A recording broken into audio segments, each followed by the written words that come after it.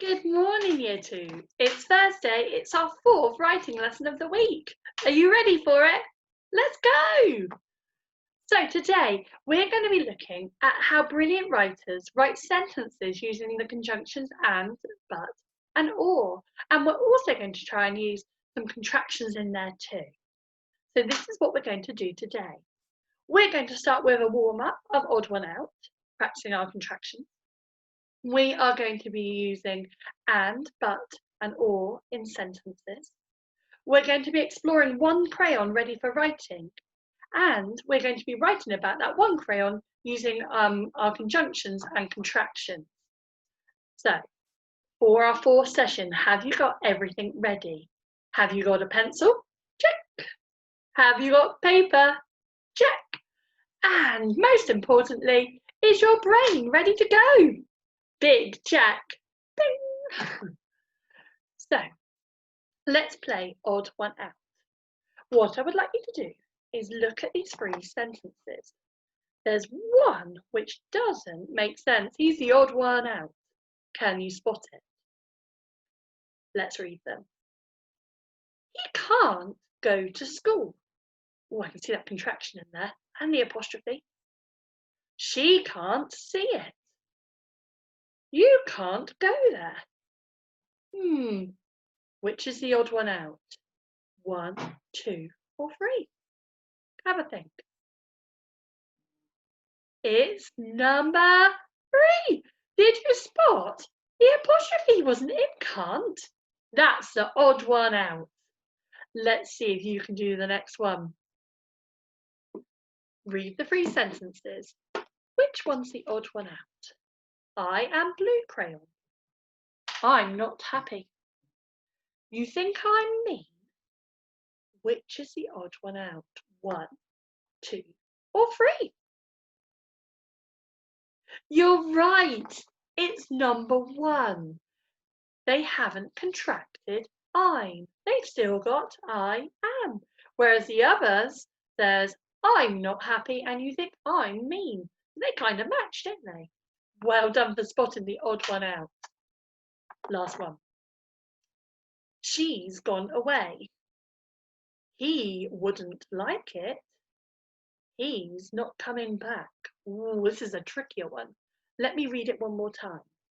She's gone away. He wouldn't like it. He's not coming back. Now, it's up to you on this one, which one you think's the odd one out. There's lots of different reasons why it could be any of them. Explain to an adult which one you think's the odd one out. Well done. Now, today for our big focus, we're going to be looking at those coordinating conjunctions and, but, or. And do you remember last time we said that coordinating conjunctions are words that link parts of a sentence together. But remember, all of those parts of the sentence could be a sentence on its own if the conjunction wasn't there. And that's what makes them a coordinating conjunction.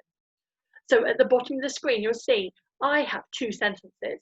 The red crayon was angry. He is overworked.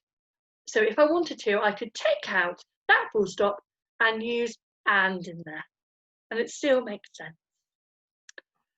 Now, we're going to have a little look at one of the crayons. I've chosen to look at pink crayon, but if you want to go back into the earlier videos and pause on any of the other ones, you can. Now, what we need to do when we're looking at the crayon is decide what the problem is. So when I'm looking at pink crayon, I'm reading the letter with that question in my mind. Let's have a look. Duncan. Okay, listen here, kid. Oh, I can see already angry. They've got those capital letters. Do you remember we looked at those features earlier in the week? You have not used me once in the past year. Oh, so that's the problem. Underused crayon. Hasn't been used in a whole year. It's because you think I'm a girl's colour, isn't it? Oh, there's another problem. So I know that the pink crayon is underused and a girl's colour. And then the crayon goes on to speak of his little sister. And at the end of the letter, Pink Crayon suggests that maybe he could be used for a dinosaur, a monster, or a cowboy. Well, that might be interesting in my writing. I might think about that. And at the very end, it says, goodness knows they could use a splash of colour. So does that mean that Pink thinks Duncan's colouring is boring? Because he uses that phrase, could use a splash of colour. So I'm using a bit of inference there, aren't I? But maybe that's what Pink is thinking. So with those ideas now, I am going to write some sentences. I'm going to be focusing on and, but, and or as my conjunctions, but I'm also going to try and use some of my contractions that we learned about yesterday. Now, to come back to my page, I'm going to have to move you up so you can see me. Here we go. So, sorry, squeaky chair there. So we know that we looked at Pink Crayon, and Pink Crayon was underused, and that was one of the main problems. So I'm going to think about a sentence that uses that. Before I start writing though, I need to remember what my success criteria bubbles are to focus me on the important things.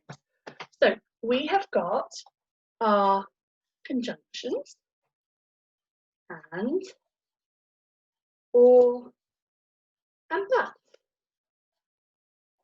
We have also got, okay, that's my sign for contractions as well. So I know I need to use those in my sentence. Now, so Duncan doesn't use the pink crayon very much. Who does? His sister. So I think I could put that into a sentence. And I used a contraction there, didn't I? Doesn't. Duncan doesn't use the pink crayon. Oh, there we go. That's my sentence. I'm going to say that again. Duncan doesn't use the pink crayon. Okay, now Duncan's his name and it's the start of a sentence, so I need my capital letter. Duncan.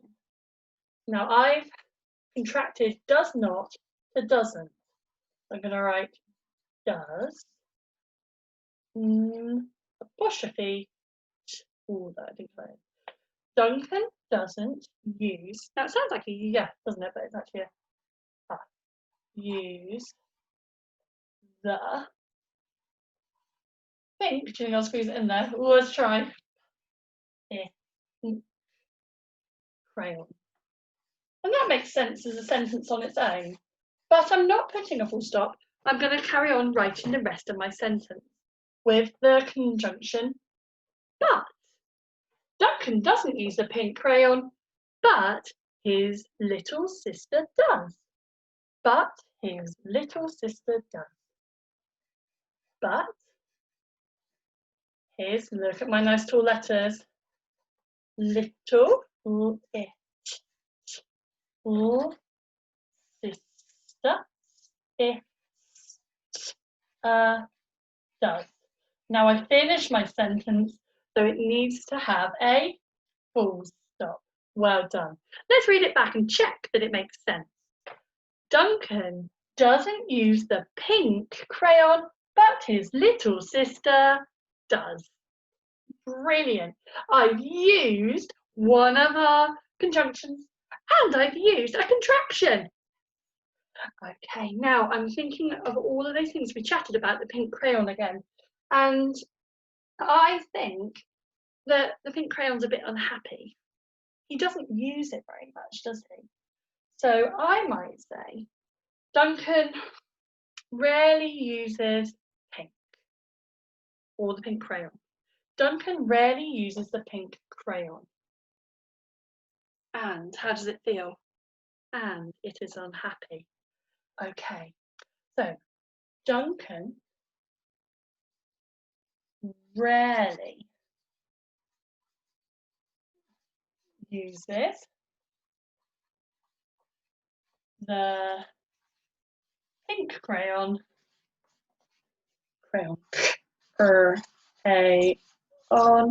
and then I'm going to use my conjunction up here, and now I did say it is, but hold on everybody, what can I do? I can contract it, and it's unhappy. So with that contraction, I took out the I and put the apostrophe in its place. Full stop on the end of my sentence. Let's read it back and check it makes sense. Duncan rarely uses the pink crayon, and it's unhappy. Now, in my list of things that we spoke about the pink crayon, being a girl's colour was one of the problems, wasn't it? So I wonder which one I could use. Not sure. Sometimes we come up with an idea and it doesn't fit, and that's fine. So that's why we haven't started writing. So I can think of a different idea because I really want to use this last or.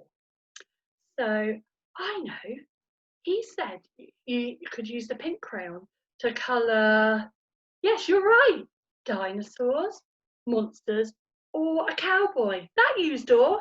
So I'm not going to try and put it in a sentence that doesn't make sense. Okay, let's try and do that now. So I know from that then that he doesn't use them. So I can say pink isn't used to colour dinosaurs, monsters, or cowboys. Brilliant, let's write it down. Capital P at the start of my sentence. Pink isn't, that's our contraction. Is not goes to isn't. Isn't used to colour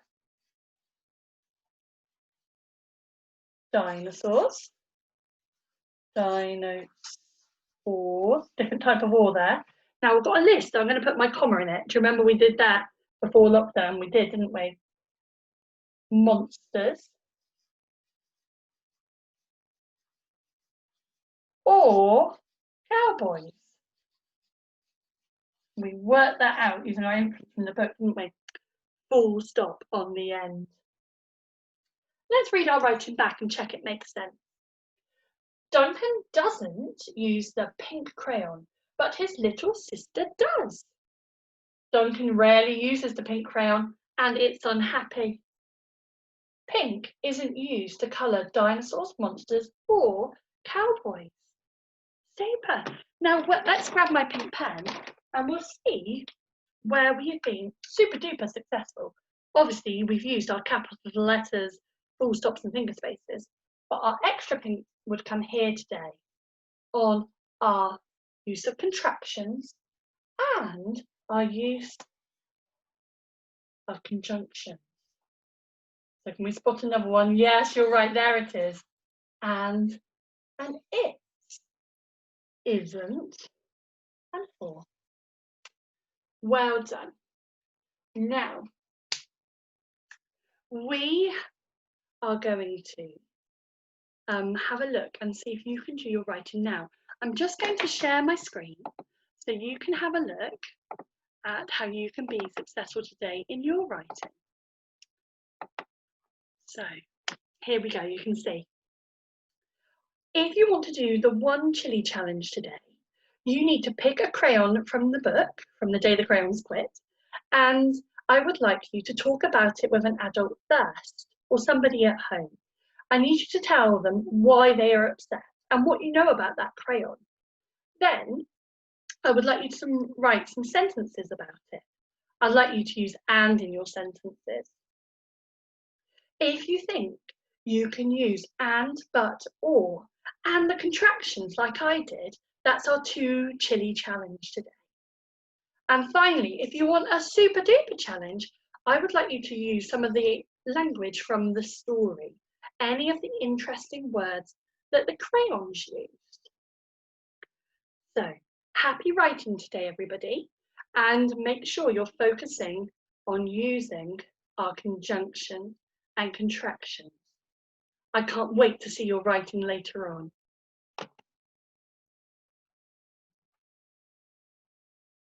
How did it go, everyone? Did you write some super duper sentences? I'm sure you did.